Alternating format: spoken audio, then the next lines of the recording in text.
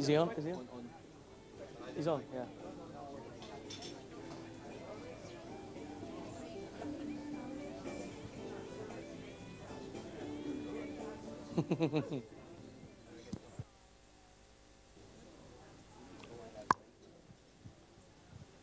Morning. Good to go? Is he on? Double check the microphone. Good man.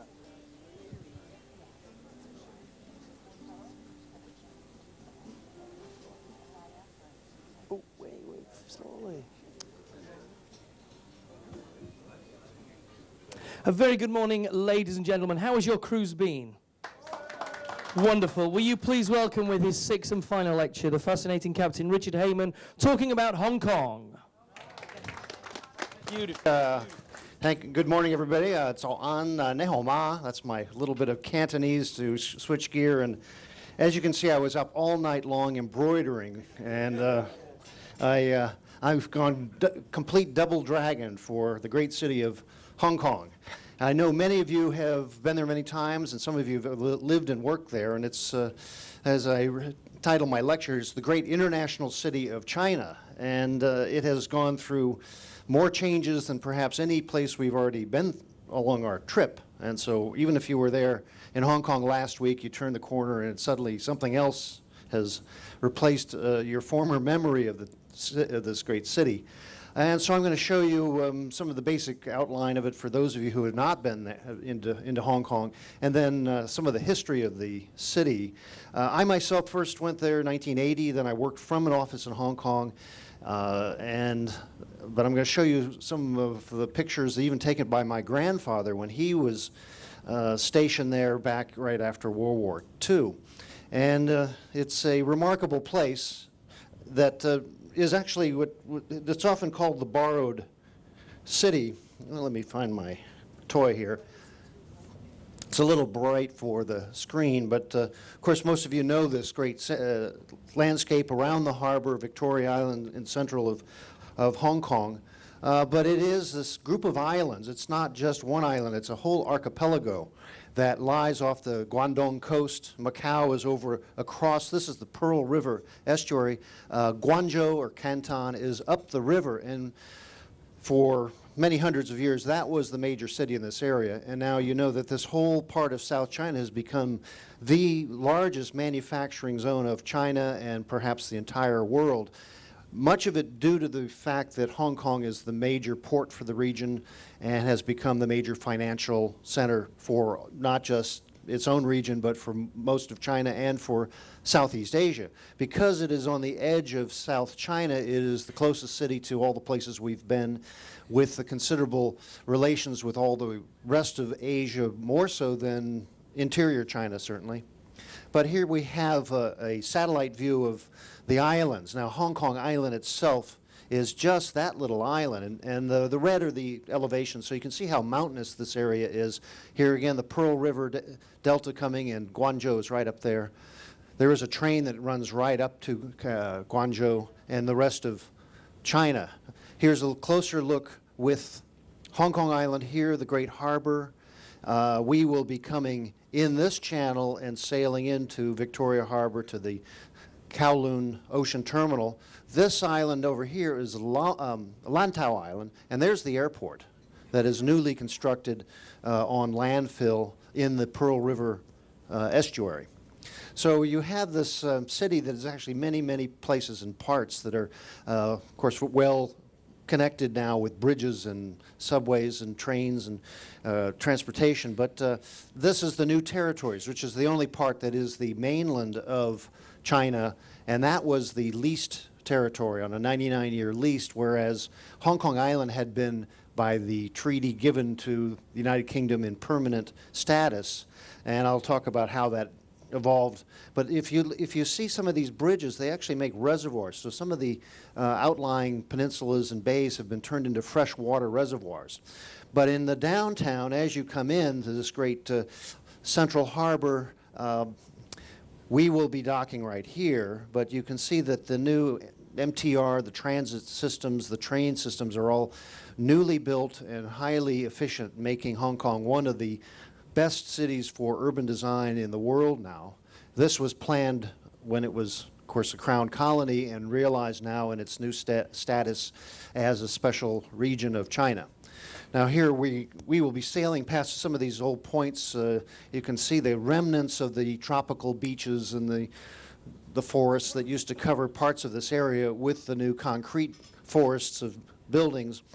And some places still have some of the old shanty towns. Now, Hong Kong was a little island with a few fishing villages, maybe like what we've seen in Vietnam in the past, but there's still some remnant pockets of simple life and fishing communities in the outlying areas. But as you see, the Great Wall of condominiums and apartments is marching over, and there's very little of that old-style Hong Kong neighborhoods left, which means a lot of people have a lot better housing. One of the problems in Hong Kong is because of the steepness of the hills. During the monsoon season, or especially when there are typhoons, entire hillsides would slip away and take communities down into the sea. Now here is the great Victoria Harbour with Kowloon on this side, Central over here. We will be sailing in right about there, and hopefully it'll be a clear entrance so we can see the great skyline rising. You might note that often you have a bad haze this time of year, and then in the summer especially you get a lot of air pollution that makes it a very tropical and sticky urban environment. But here's the ocean terminal, and we're supposed to be docked right there, so it'll be very convenient to walk to the ferries and around Kowloon. That's the new Peninsula Hotel, and then other big buildings are rising in Kowloon. After they built the new airport, and the old Kai-Tak airport, if you ever flew in there, you can almost pick the laundry off of the roofs as you landed there, and that kept Kowloon at a certain height just for the aviation safety. But now that the airport's out, that whole area's been redeveloped, and now Kowloon is getting a high-rise skyline, just like across the harbor into Central. Again, this is our cruise terminal, which has shops and services, and it's one of the better cruise terminals in all of Asia. And so this is the great harbor that is iconic with all the buildings, and you can see the mountains rising in the distance. So you really get the feeling of the competition between man and nature here. The buildings get bigger and the mountains are getting smaller, and I don't know who's going to win this struggle for land in Hong Kong. It makes Hong Kong one of the most expensive places in the world because of the limited size of the land and the pressure upon it. It has now a population of about 8 million people in the city itself, and then the outlying areas are all the way up into Guangdong province are densely populated, and now it is in the entire Pearl River Delta going all the way over to Macau. There's about 25 million people in what is the greater metropolitan region. They are mostly Cantonese. About 95% of the people are native to Guangdong province. The home language of Hong Kong is Cantonese, but you have other Chinese that came from Shanghai, and I have a picture up here of the Hakka people, who are an unusual group in Hong Kong area. Traditionally, they wear this black veil around their hats for the women, but in Chinese, they actually are called the guest people because they left North China in the 12th century when the Mongols invaded, and then they moved to South China, and they've been living in southern China and Hong Kong area for hundreds of years, but they're still called guests because they're not indigenous to the area. Then you have a lot of foreign residents from all around the world. There's tens of thousands of Europeans, Americans, Indians, Indonesians, Filipinos, and so you have truly a cosmopolitan city, though the number of expats is not that large compared to the native population. What this has meant for Hong Kong is you have a very difficult residence permits and rights. You have a lot of mainland visitors coming now who get a business assignment, or else they will buy a condominium, and then they will have a status of landed from the mainland. Now, this is all China now, but Hong Kong has its own legal structure to allow foreigners and visitors, and we go through Hong Kong readily and get we don't need a visa for most nationalities to enter Hong Kong. So it's an open port and an open city, but to get a resident status can be quite difficult, especially if you are from mainland China. And this is one of the thorns in the side of the reunification, is that Hong Kong has remained a special place, and even the Chinese who think they took it back are not allowed to necessarily live there. They are allowed to visit, and you'll see lots of mainland for tourists coming into Hong Kong, like we just saw yesterday in the Hanoi area. Some of the less welcome visitors in recent decades have been the Vietnamese boat people refugees, and there were a lot of camps up in the New Territories for these people who left by the hundreds of thousands from Vietnam after the Civil War was over, and Vietnam was such an economic ruin. And many of them gathered in Halong Bay and took boats, not quite as fancy as the one we took yesterday, all the way down the coast to Hong Kong, where they were given a refugee status. China wouldn't take them. They kept saying, "Oh, go to Hong Kong, let the Brits take care of you," which was done. They were put up, housed in detention camps. They weren't allowed to become Hong Kong residents. Many of them were sent off to other third countries for repatriation. But they lived in these conditions, coming in the harbor for many, many years. When I was first in Hong Kong, it was a very serious problem because the refugees right in the middle of town would be sent to essentially prisons where they were not allowed out. And so this became a kind of a human rights crisis that Hong Kong went through. Many now have gone back to Vietnam, and the problem is over because of the improvement of conditions in Vietnam in particular. So you have other exotic natives who come and do their native dancing in Hong Kong and have an unusual lifestyle, which is much super shocking what these foreigners will do in the face of Chinese society. And so I don't mean to make light of it, except you have a very international population that are either there on business or visiting, and so you have a lot of fun mixing all these people together.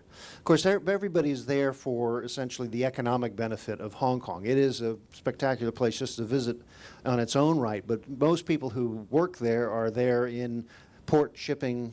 Manufacturing is mostly already moved out to China, but that means Hong Kong has become more important relatively for its financial capabilities, its design, communications, and then the greatest business of all is real estate. When it was a crown colony and now as its special zone itself, all the land is owned by the government, and then it leases out land rights to developers and thereby has built a tremendous real estate base. But without the port, it would not be the same. Though the shipping is what keeps Hong Kong a vital place. You can see down in the Kowloon area and on the central side some of the old lighters that would go out and offload and onload by hand. Now it's all turned into container shipping.